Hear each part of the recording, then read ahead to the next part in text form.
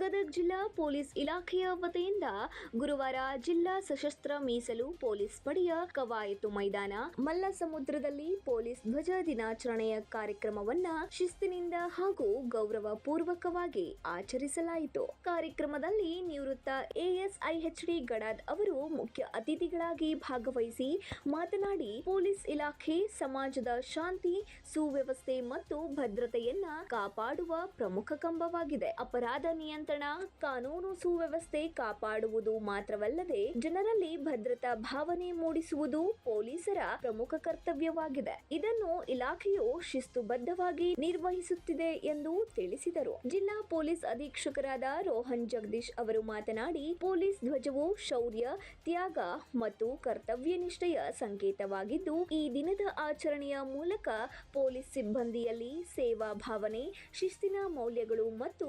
ದೇಶಭಕ್ತಿಯನ್ನ ಮತ್ತಷ್ಟು ಬಲಪಡಿಸಲಾಗುತ್ತದೆ ಎಂದರು. ಪೊಲೀಸ್ ಇಲಾಖೆಯ ವಿವಿಧ ತುಕಡಿಗಳಿಂದ ಶಂಕರಗೌಡ ಚೌಧರಿ ನೇತೃತ್ವದಲ್ಲಿ ಗೌರವ ವಂದನೆ ಸಲ್ಲಿಸಲಾಯಿತು. DR ತಂಡ, ನಾಗರಿಕ ಪೊಲೀಸ್ ಪಡೆ, ಮಹಿಳಾ ನಾಗರಿಕ ಪೊಲೀಸ್ ಪಡೆಗಳಿಂದ ಗೌರವ ವಂದನೆಗಳನ್ನ ನೀಡಲಾಯಿತು. ಈ ಸಂದರ್ಭದಲ್ಲಿ ಹೆಚ್ಚುವರಿ ಪೊಲೀಸ್ ಅಧೀಕ್ಷಕರಾದ ಮಹಾಂತೇಶ್ ಸಜ್ಜನರ್, ನರಗುಂದ DYSP ಪ್ರಭು ಗೌಡ ಕೆರೆದಳ್ಳಿ, ಮಹನೀಯರಾದ ಸಂಜನಾ, ರೋಹನ್ ಜಗದೀಶ್, ರಾಷ್ಟ್ರ ಪ್ರಶಸ್ತಿ ಪುರಸ್ಕೃತ ನಿವೃತ್ತ ಶಿಕ್ಷಕರಾದ SN ಬಳ್ಳಾರಿ, ವಾರ್ತಾಧಿಕಾರಿ ವಸಂತ್ ಮಡ್ಲೂರು ಸೇರಿದಂತೆ ಹಲವು ಹಿರಿಯ ಹಾಗೂ ಕಿರಿಯ ಪೊಲೀಸ್ ಅಧಿಕಾರಿಗಳು ಮತ್ತು ಸಿಬ್ಬಂದಿ ವರ್ಗದವರು ಉಪಸ್ಥಿತರಿದ್ದು ಕಾರ್ಯಕ್ರಮವು ಯಶಸ್ವಿಯಾಗಿ ನೆರವೇರಿತು.